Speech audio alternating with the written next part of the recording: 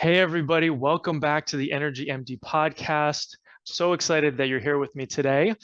As you know, we're always looking at all of the causes of low energy. And today we're going to be talking about two of them with my good friend, Tricia Nelson. We're going to be talking about food as a cause of low energy. We're also going to be talking about negative emotional patterns, or more specifically, emotional eating. So let's learn a little bit about Tricia.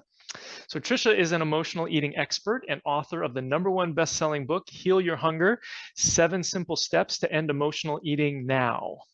Tricia Nelson lost 50 pounds by identifying and healing the underlying causes of her emotional eating. She has spent over 30 years researching the hidden causes of the addictive personality. She is the host of the popular podcast, The Heal Your Hunger Show. And she is a well-respected speaker, has a popular TED Talk with now 500,000 views, and has been featured on numerous media outlets such as NBC, CBS, KTLA, Fox, and Discovery Health. Tricia, thanks so much for hanging out with me today. It's awesome to be here. Thanks for having me. So let's start off first with your story. What brought you to this point? How did you become an emotional eating expert? Yeah, so it came with a very intimate knowledge of emotional eating. I was really good at it. So I think I started, overeating from the get-go. I mean, as far back as I can remember, I was obsessed with food. I love to eat, I love to cook, I love to serve food to other people, go out to restaurants. I was just a foodie, and that wouldn't have been bad, except I also gained weight really easily. So like you mentioned, I by age 21, actually, I was 50 pounds overweight. And that was a miserable experience for me because obviously in our culture, it's not really acceptable. And I just felt bad about my body. I had a lot of self-hatred at a deeper level. I had this roll on my tummy that I would scrunch up and try to, imagine cutting it off like you cut fat off the side of a steak. And thought, oh, maybe I'll get some disease or I'll automatically lose weight. I mean, crazy stuff. But that was all really indicative of the fact that I couldn't diet. I could do diets maybe for like 2 weeks. So I could lose weight, and then at some, like, when you first diet, it's like I got the new diet syndrome. Like, I'm doing it, all excited, and then after 2 weeks, that's about all I could last. I'm like, I need chocolate now. Like, I just can't go another step without chocolate. And so that was obviously what happened. Is I would yo-yo. I was a yo-yo dieter, so I go but like up 30, down 20, up down 10, down 30. And I had like 5 different sizes of pants in my closet because I never knew what size I would be. And I was always, hoping for the skinny jeans, but I rarely made it there because of that yo-yo cycle. So that was my life, basically. And I felt a lot of despair, Evan, because I was putting a really good effort into it. So exercising, trying to eat healthy. I was even doing psychological stuff. I'm an eating disorders therapist. I went to 12-step programs. So I was doing everything. I was turning over every rock, and still same cycle over and over. And I do good for a time and then break out and binge. And then I'd go down the rabbit hole. So I was despairing of ever getting help. And I was very blessed, thankfully, to meet somebody who kind of set me straight and said, look, your problem is not food per se. Your problem is deeper than that. And you got to look at your emotional life. What's going on? What are you burying with all those carbs? And so I started looking at emotional eating. When I first heard the term emotional eating, I just thought, that's a dumb term. And I thought, I just like food. Like, I'm not an emotional eater. So I had all this, denial. But then I started observing my habits, and I'm like, you know what? I'm not normal around food. Like, I'll go out to a restaurant with friends. You go out to Denny's, or this, I was younger, but I wouldn't be caught dead now at Denny's, but I shouldn't say that. But anyway, I would go to like, I lived in the Northeast, so it was Friendly's back then. But I go out, my point is, I went out to lunch with friends, and like, they'd order a sandwich and it would come with fries, and they'd like eat their sandwich and pick up their fries. And I'd be like, looking at them like I was a Martian. I'd be like, how do those earth people just leave fries on their plate? Like, that's that's the best part, so I'd want to clear everybody's plate, or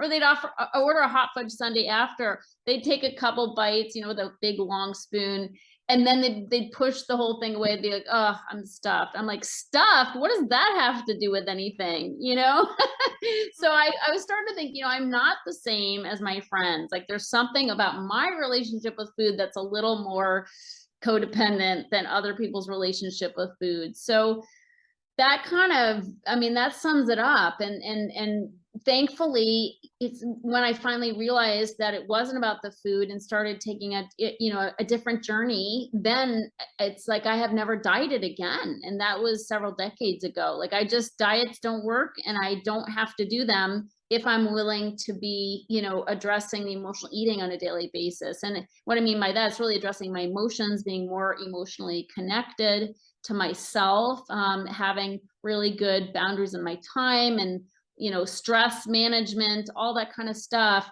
will totally play a part in having more sanity around food.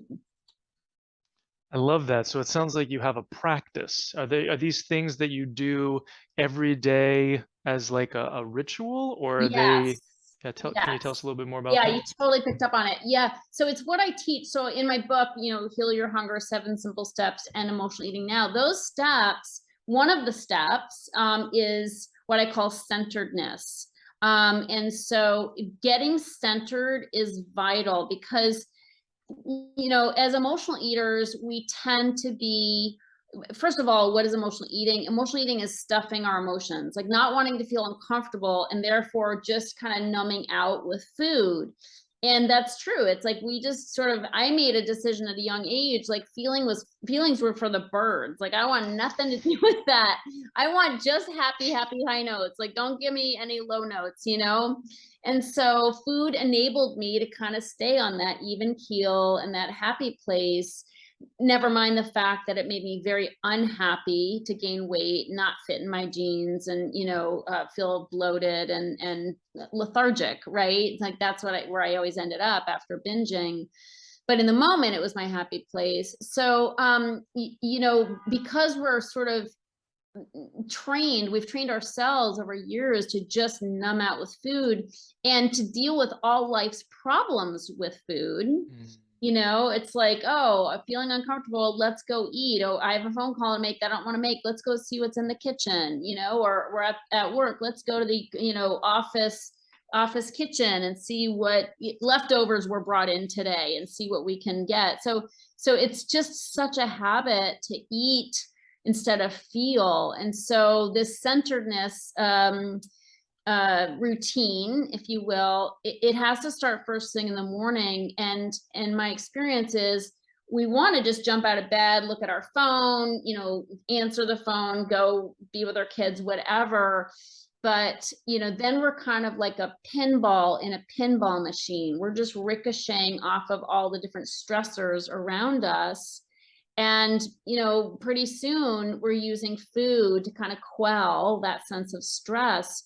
But if we start first thing in the morning with, I call it putting money in your spiritual bank account, like put some money in that account, meditation, prayer, reading spiritual literature, going for a walk in nature, breathing exercises, yoga, whatever calms you down, whatever brings you a sense of peace, whatever brings you home to yourself. If you do that first thing in the morning, which I absolutely do, and I must, if you do that, it's time well spent, because then you have money in your bank account and you can take withdrawals throughout the day. But if you don't make those investments first thing in the morning, if you don't put them in there, you're in the red. And then when you're really overloaded, which usually comes around 2 or 3 or 4 in the afternoon after we've piled up a bunch of stress, you're looking for quick energy, right? Coffee and sugar and like something to keep you up, but if you've built some resources first thing in the morning, you're in a different place, and an afternoon timeout doesn't hurt either. Like I meditate twice a day. So I meditate in the afternoon because I get the slump. And I'm like, oops, time out. This is when I used to eat. Instead, I take a 20-minute little meditation. It could be a nap or something, but I need it. Like my body tells me I need it because it's that slump. And you know a lot more about that, you know, what's happened in your body when you get that slump, but people always treat it with food and coffee, you know. And Mhm. so my experience is I have to do something different. So making that investment in self-care, you know, really getting centered and still and quiet, oh my God, it pays off big time. You know, and people will say, oh, that's crazy, I don't have time to for meditation, I have a busy job and this, that, and the other. But you know, the time it saves, right? And the calories it saves. I mean, it's like you will eat less if you pay into getting still and quiet and being. And being is hard for emotional eaters because overeaters tend to be overdoers. Like we are majorly overdoing, you know, all the time, running Mhm. circles around people. And that's how we get exhausted. That's how we get burnt out. That's how we totally tax our adrenals, and it's a lose-lose situation. And so it's really important that obviously we make changes, and I'm sure you preach about this all the time. Like there's no magic pill. You got to change your way of living. But to me, you know, when people are struggling with food and weight, they're like, give me the diet, like just give me the diet, right? Just tell Mhm. me what to eat, you know. But that's too superficial because we can't sustain that way of eating if we don't make changes in our stress level, right? And in the way we operate in life. And so I'll tell you right now, emotional eaters are, I have this thing in my book called The Anatomy of the Emotional Eater, which is 24 personality traits of the emotional eater. And again, these are Mhm. traits that have nothing to do with food, but they cause our cravings. So a good example of this is people pleasing. So I've never met an emotional eater that wasn't a people pleaser. Like we just love to Mhm. get validated by other people. You know, and how do you get validation? Well, you run circles around everybody else. You say yes to the extra project. You stay up till 11 baking brownies for the soccer team. Like you pack your schedule, you know, do more than you can really do. So we do this in hopes of having people think, you know, we're fabulous. And so that's fine, but then we're burnt out and we're also resentful because people are never as pleased as we plan on them being. so so then we're kind of pissed off, and it's like the perfect storm for the I deserve it binge. Like screw them, like I pulled an all-nighter for this project and I was barely thanked. And you know, and then we're going home and rewarding ourselves with our favorite, you know, Belgian chocolate. So it's just, you know, again, it's how we're living we got to take a look at, you know, because a diet won't fix this cycle we're in of taxing our bodies, overcommitting, and really like having our priorities out of whack. Mhm. It's a paradigm shift. Yeah. I mean, you're really, I mean, hopefully everybody who's listening to this right now can really understand that you need to change your focus. Yeah. And I love the fact that you're talking about these practices, these habits, you know, and how that really is the way to make a change. And you were talking about making these changes. So then how do you take people through making a change? You know, what sort of advice do you have, you know, baby steps or otherwise? What do you think? Yeah, it's totally baby steps. You can't do it all at once. It's kind of like turning around a big freighter ship, you know, it's like that ship is not going to turn on a dime like a little 20-foot Boston whaler is. You know, it's like it's going to take time to even slow down in the direction it's going before it can start changing its direction, you know, or do a Mhm. 180. So it's definitely takes time. And I just say it's one self-care habit at a time. But what's also true is that you know, we have to start prioritizing ourselves. And this is hard for emotional eaters to do, again, because of that whole cycle we're in of wanting approval from other people. And people confuse self-care as selfish. Mhm. You know, they think, oh, I can't possibly do that, I'm a mom, I've got, you know, people need me, blah blah blah. But I constantly remind people, like, if you're stressed out and overcommitted and running around like a chicken with your head cut off, is your family really getting the best version of you? You know, chances are you're harried, you're bitchy, you're tired, you're grumpy. Like it's not, or you got a smile plastered on your face, but inside you're bitchy and grumpy. you know, and so then you eat to keep up the facade of everything, of being happy-go-lucky. This is my MO, you know, and so it's like something has to give. And if we spend time in self-care, our whole family gets the better version of us, and they get more of us ultimately because we have more energy, you know, like we won't have energy if we're, you know, burning the candle at both ends. We just won't. So this illusion that somehow we're being selfish, you know, when we take time for ourselves. I mean, my clients are doing it, you know, and I say, wake up half an hour early if you have to, go to bed half an hour earlier if you have to, in order to make up the time. But take that time, have quiet time in the morning for yourself. You know, not always easy when you got kids running around, but they will notice the difference. You know, ultimately they'll be like, Mom, time out. Like go, like go get time out, you know, because we give it to our kids. Like we know they need it. Like they need a timeout. We need time out as well. And it totally pays off in our relationships, our work habits, probably our brain capacity, you know, certainly our energy to move our bodies, but also in how much food we consume. Because the more tired and stressed out I was, the more food I'd consume to compensate energy wise. That makes a lot of sense. And I love the fact that you brought up that word selfish, because I grew up with that word having a negative connotation.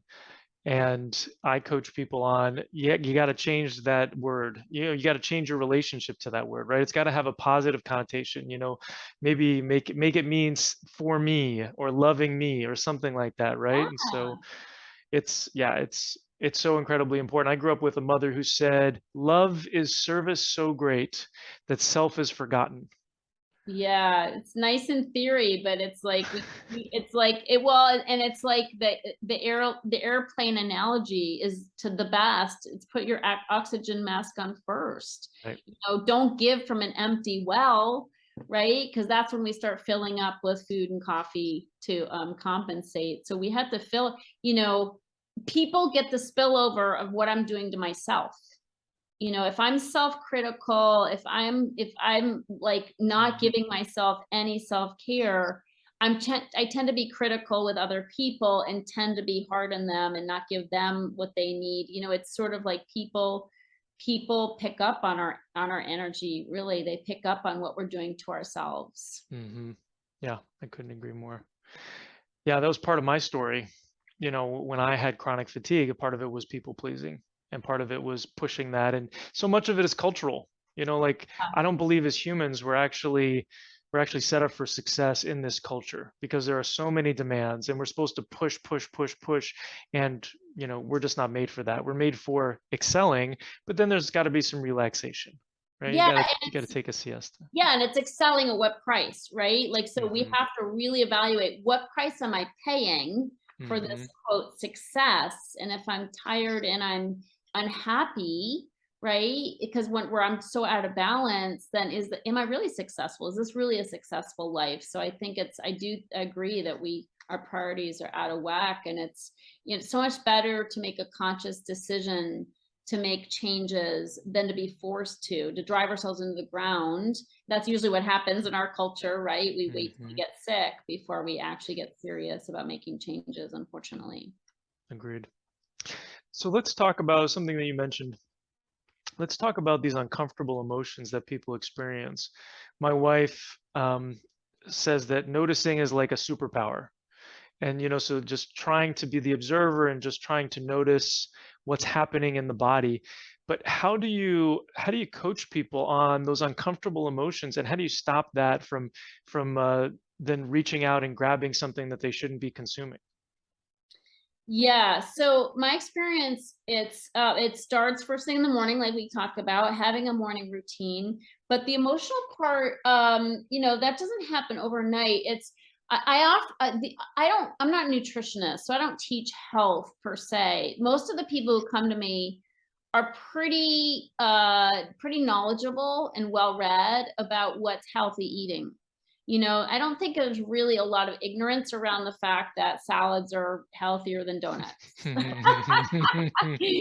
not rocket science. But why do we reach for donuts anyway, in spite of what we know? Like, that's really, to me, that's the crux of the problem, is like, we know better, but we can't do better. And so, so it's really important to realize that it is a deeper problem, and so what I do, instead of teaching about healthy eating, because people generally know that, is what I'm helping them do is get in touch with their emotions, so oftentimes for the first time. So the only thing around diet I recommend is something I call free meal magic, which is an affectionate term I coined, which is eating 3 meals with nothing in between. And this might not work for everybody, consult your doctor, but generally it works great for emotional eaters because we tend to snack all day. And when we do that, we're missing an opportunity to know what we're feeling. It's like we're just numbed out. Whereas if you eat 3 meals with nothing in between, although that's a hard thing to do for a lot of people at first, because what's in between is a little bit of hunger, after 3 or 4 hours. I say put 4 or 5 hours between each meal. But it's not just, a way of eating. It's also a way of connecting with what our emotions are. And with a little bit of hunger comes some emotional hunger. Like, some of that might just be emotional because we're not used to having space inside of us and feeling numbed out. So what happens is feelings start to bubble up. You might be a little edgy, you might feel sort of impatient with people, but that's just because you're unaccustomed to having that space in between the meals. But over time, you can adjust to a little bit of hunger, before your meal. When lunchtime comes along, you can adjust, but you can also start to recognize why you were eating all the time in the first place, and so I just find it's really important to connect with ourselves. Now, I do all my work in groups because there's incredible power in community, and especially community with other emotional eaters, because everybody just relates to each other so much, and the camaraderie and the identification is very healing, because emotional eaters have spent so much time dogging themselves for not being able to eat right or not being able to keep the weight off. And so there's a lot of isolation and shame, in our food behaviors. And so again, the community is and it's encouraging, and it's also motivating, to see other people doing well, and it encourages you, and then you're doing well and you encourage others. So, but the point is that that inner journey isn't an easy one to take when you've been running from yourself for so long, and again, so that's baby steps too. So the point is the self-care. I call it the 6 self-care success secrets. So the actual morning routine or routine of self-care, the 6 self-care secrets are meditation, prayer, reading inspirational or spiritual literature, walking, talking, like expressing yourself to somebody else who can hear you, and then writing, journaling. So those are the 6 that I have found help the most for getting centered, and so that's going to help a lot for kind of knowing what your emotions are. Like, I'll write, like I'll sit down and write, like when I'm angry or disturbed or something, I just sort of start writing, and then I can kind of sort out what's really going on. Like, usually it's fear. There's some fear underlying the anger, and so these are tools that just, meditation's a tool that can help us start to know ourselves better. But it's a process. You don't do it all at once. And again, the community can help you stay accountable to doing these kinds of things, because, we'll talk ourselves out of it. Oh, I don't have time, or it doesn't really matter if I skip today. It's kind of like the gym, once you skip, so hard to go back, So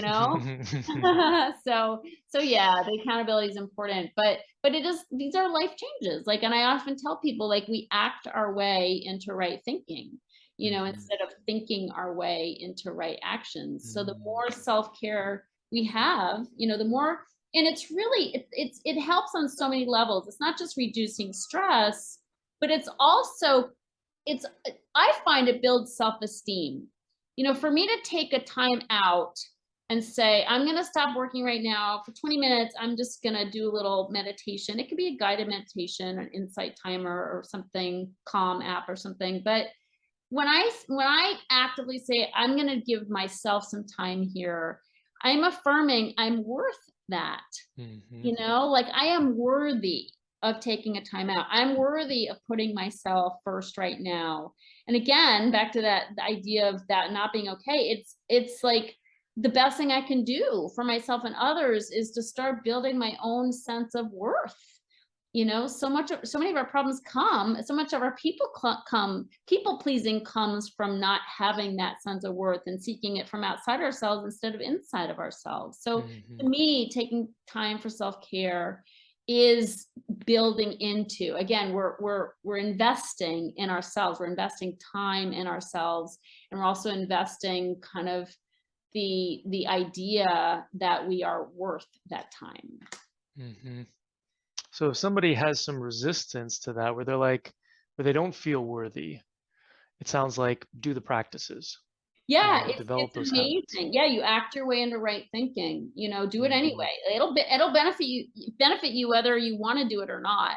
hmm You Take, know, yeah, but do something that, you know, meditation's hard again to do on your own if you aren't in a community, but just right. walking, going for a 10-minute walk. It doesn't have to be a long walk. Like just do a timeout and go out, you know, go around the block once, or listen to your favorite song, you know, on Spotify or Pandora. Like listen to, like, just rock out to a song, and or take a dance break, or, you know, or read a book. Oh my gosh, I just started reading. I've been really resistant because I'm always reading like marketing books. I'm like, I have to accomplish something. So but I went on vacation recently, and my partner's like, just get a novel, just buy a novel at the airport.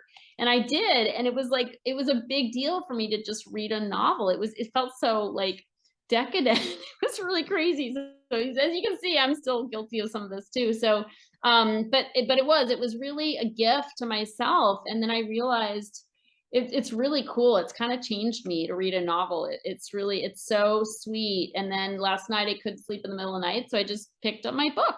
You know, normally I get on my computer and start working. So, but Right. instead I read my novel. You know, I'm just about done with it. So anyway, it's these little things, but it helps. It helps to just do something, you know, that can give us stress relief, and take us out of that grind also.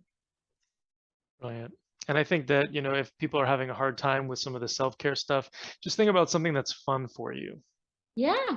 Like you were talking about putting on a good song, like 80s dance party for everybody. I like to go see musicals. I like to sing, Right. like you just have to figure out what's fun for you that's going to be easy. That'll take 5 minutes, right? Yeah. And I think the pandemic gave us that message. Like, let's do the pause thing. Like, hmm let's reevaluate what's really important, you know, in our life. Is the drive, you know, is that really getting us what we want, you know, and how about a little bit more life balance, you know? It's not a bad thing. Yeah. So let's talk a little bit about, or let's define a couple of different terms here. Let's talk about emotional eating versus food addict. Yeah. So I really consider this to be a spectrum, with emotional eating on the low end and food addiction on the high end. You know, I am definitely a food addict, but food addicts are also emotional eaters, but emotional eaters aren't necessarily food addicts. So it's Mm, it's really it's qualified, Evan, by two things primarily. One is control, and the other is consequences. So I feel like we all can go overboard now and then. I mean, my partner is not an emotional eater, but you give him a bag of potato chips and they will be gone. Like, people inhale the potato chips. So is that emotional? I don't know. I mean, potato chips are highly addictive, but he's like as low as you can get on the emotional eating spectrum. Versus, you know, it's because, and another person, let's say, goes on a cruise, they gain 5 pounds because they ate a lot of cheese and drank a lot of wine, you know, it was free on the cruise. They come back, they're 5 pounds heavier. They're like, I don't fit into my pants. I'm going to jog extra this next couple weeks and cut out sweets. Boom, the 5 pounds are off. Well, 5 pounds is not great consequences. And they obviously have a good amount of control because they can course correct. Mm. Okay, so that's on the low end. The high end is somebody who, starts eating donuts and then 2 weeks later they're 10 pounds heavier because they just went into this vortex of carb binging, carb and sugar binging, which I've done many times. And so somebody with very little control, like they don't course correct. I mean, for every day of the next 2 weeks of carb binging, they're saying, today I'm going to get back on track. They don't, because it's just sugar is highly addictive, carbs are addictive, like they're just in the hole. So somebody who can't course correct, doesn't have a lot of control, but also you do that kind of thing long enough, your body's going to get pissed off. You're going to have joint pain, you're going to have autoimmune diseases, you're going to have gut issues. Like our bodies can only take so much abuse. And so when we're eating processed, chemical laden foods in high quantities, sugar, fat, and starch for they used to be my 3 favorite food groups. So, but you do that long enough, your body will break down, your body will break down. So that's the consequences, amass the longer you have that kind of behavior. So I serve a lot of people in their, 40s, 50s, and 60s, and they've been dieting and going up and down the scale and eating crappy foods for many decades, and they are paying a price. They're definitely paying, and maybe they throw in some gastric bypass surgery or some liposuction. They've done a lot of drastic things to try to fix themselves as well, which didn't fix anything, of course, if they're emotional eaters. But that's somebody more in the addiction realm, and classic signs of addiction are you can't stop, right? Once you start, you can't stop. You can't stop in spite of negative consequences. You have cravings when you stop. So you crave, right? You go through withdrawals. So anytime I would stop eating sugar, I'd get headaches and, feel really bitchy, because I was addicted to sugar. So it's really, there are very classic signs of addiction when you're talking about food. Some people are like, how can you be addicted to food? You still have to eat. Well, I just, I was addicted to food. I ate to my demise, and I don't today by the grace of God. So it's, you can heal from this, and it's even trickier. To me, it is the hardest addiction to overcome, probably because you do have to eat. You have to take your addictive substance out of the refrigerator 3 times a day and try to eat it, in a very balanced way and put it back in the refrigerator. I often liken that to trying to take a tiger out of the cage, a really hungry tiger, and you have to like pet the kitty and then put it back in the cage 3 times a day without getting your ass torn off. Like that's it's not easy. So this is a hard one to overcome, which is, people always there's so much shame with this condition. So people are always like, I should be able to do this. I should be able to eat right. I should be able to follow a diet. But this is so hard, and we've been doing it for longer than most other addictive substances. So stop shoulding on yourself, and get support, because it's a hard one. And, studies show that we have a lot better success rate when we get support and don't try to do it with willpower. Exactly. And that's the reason to find a mentor like Tricia, is really to compress time. You Yeah. can probably figure it out in 5 or 10 years, but if you want to get it done in the next, 6 to 12 months or whatever, like that, that's why you invest in that kind of program. So let's transition to, I'd love to hear about what you're doing. I know that you have a program. I know that you have events. Tell us a little bit about what you're doing. Yeah, I have a cool event coming up called Make Peace with Food, Love Your Body, Love Your Food, Love Your Life. That's a 3-day event.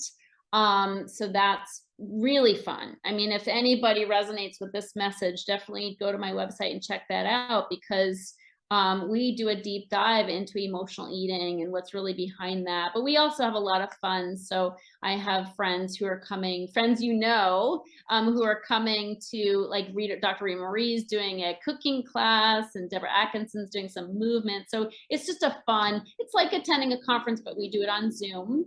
Thank you, pandemic. And then I also do a quit sugar challenge, because quitting sugar is hard. It is a challenge. But when we do it in community, it's so much easier. So that's a journey of quitting sugar, and then finding alternatives that are yummy and sweet, because I still have a sweet tooth, but I'm sugar free. So really helping people identify what foods are in their cabinets that might be tripping them up. Because unfortunately, food manufacturers are hip to us, and they know the sweeter our foods, the more we're going to buy them, and so they hide sugar in our foods by other names. There's over 80 names for sugar.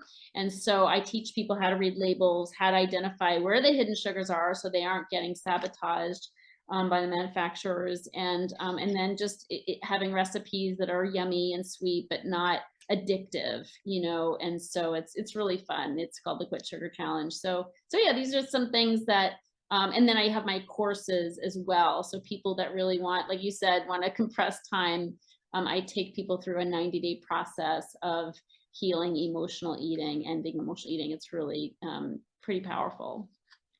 Sounds like it. And then you have a free gift for our audience, correct? Yes. So what I would recommend to people is my free quiz. So the quiz is it's on my website. It'll pop up, and it's basically it's a good first step. So if this is something you feel like you relate to, and you might be an emotional eater, take that quiz and find out where you are on that spectrum that I talked about. So basically, you'll know where you are, if you're more on the emotional eating side or the food addiction side, and then steps you can take to start healing. Excellent. And the best place to find you online? I'd say just go to my website, which is healyourhunger.com, HEAL. Healyourhunger.com. You can access my book there. You can access my podcast, The Heal Your Hunger Show, which Evan has been a guest on before. And my TEDx talk is on there as well. So that's a good place to go. Excellent. So last question, because this has all been amazing information and people's heads might be a little bit full at this point. What's like the one thing that you would recommend that people do today to take action? Besides taking the quiz, I would say take a look at your schedule. Where can you give a little bit more space in your schedule and stop overdoing? So not that that's an easy step, I realize, but I would say, yeah, I would, this is real change that we have to make. Where can you delegate? Where can you delete?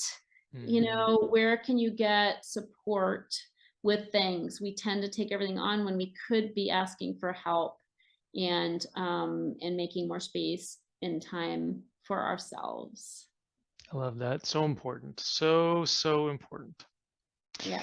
Tricia, your wealth of knowledge, and you're doing wonderful work in the world. Thank you so much for coming on today. It's been great. Thanks for having me. I hope you learned something on today's podcast. If you did, please share it with your friends and family and leave us a 5-star review on iTunes. It's really helpful for getting this information out to more people who desperately need it. Sharing all the experts I know and love and the powerful tips I have is one of my absolute favorite things to do. Thanks for being part of my community. Just a reminder, this podcast is for educational purposes only and is not a substitute for professional care by a doctor or other qualified medical professional. It is provided with the understanding that it does not constitute medical or other professional advice or services. Thanks for listening, and have an amazing day.